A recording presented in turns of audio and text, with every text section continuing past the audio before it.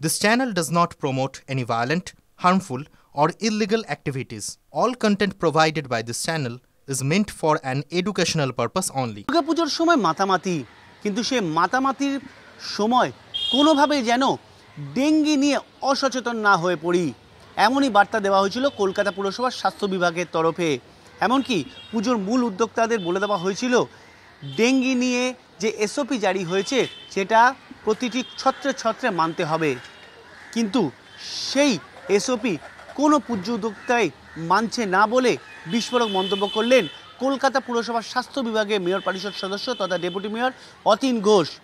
আমি খুব দুঃখের সাথে বলতে বাধ্য হচ্ছি যে দুর্গাপুজো কমিটিগুলি যে আবেদন আজকে কলকাতার প্রত্যেকটা পুজো কমিটির কাছে আমরা প্রত্যেকটি বড়োর মাধ্যমে আমাদের ওয়ার্ড ভিসি বা ভেক্টর কন্ট্রোল ডিপার্টমেন্টের মাধ্যমে প্রত্যেকটি পুজো কমিটির কাছে চিঠি পাঠিয়েছি, অ্যাডভাইজারি পাঠিয়েছি, কিন্তু আমি সারা কলকাতা ঘুরে দেখছি যে এই অ্যাডভাইজারি কেউ পালন করেনি। এখনও প্রচুর বাঁশ যারা আছে আকাশের মুখ দিকে ভার্টিক্যালি আকাশের দিকে মুখ করে আছে, তার মুখ ঢাকা হয়নি।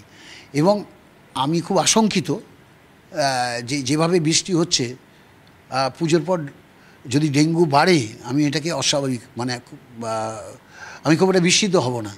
এখন দেখুন, হ্যাঁ, বাসের মুখ বন্ধ করবে না নিজের মুখ বন্ধ রাখবে সেটাকে ডিসিশন নিক। হ্যাঁ, ডেঙ্গুর মশা বাসের গর্তে জন্মায় এটা ঠিক, শহরের গর্তেও জন্মাচ্ছে, এটাও মাথায় মানতে হবে।